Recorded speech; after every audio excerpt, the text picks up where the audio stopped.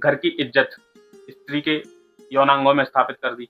घर की इज्जत यदि कहीं है, तो इस बात में है कि हमारा घर तरक्की कर रहा है या नहीं कर रहा है। घर के लोग जो हैं, उनके विचार कैसे हो रहे हैं, घर के लोग आत्मनिर्भर हो पा रहे हैं कि नहीं हो पा रहे हैं। ये होते हैं इज़्ज़तदार के मामले।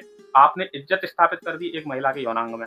दूसरा आदमी जो आपसे नफ़रत करता है, वो आपको नीचा दिखाने के लिए या आप जिससे नफ़रत करते हो, उसको नीचा दिखाने के लिए उसकी लड़की के साथ गलत कर देते हो। अब आप कहते हो कि हमने तेरी इज़्ज़त खत्म कर दी। तो ये इज़्ज़त वाला जो मैटर है, इसकी वजह से भी बहुत सारे बलात्कार बढ़ते हैं समाज के अंदर। बाबा जी के कहने से आपने अपनी बच्चियों को जो सिखाया है, वो बच्चियों ने भी अपने अंदर पूरी तरह से घोल लिया है।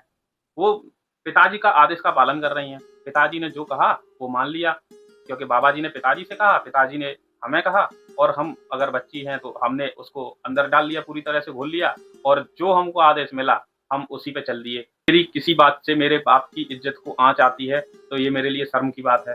इसलिए मैं किसी भी घर में जाऊँगी, तो मैं पति को परमेश्वर मानूँगी या मेरी जो पवित्रता है, मैं शरीर से मानूँगी, है ना? और मैं पराया धन हूँ, मुझे सबकी सेवा करनी है, मैं सेवा के लिए पैदा हुई हूँ। इस तरीके के विचार मेरे अंदर परमानेंट आएँगे और इन विचारों की वजह से वो दब के रहेगी पूरे घर में।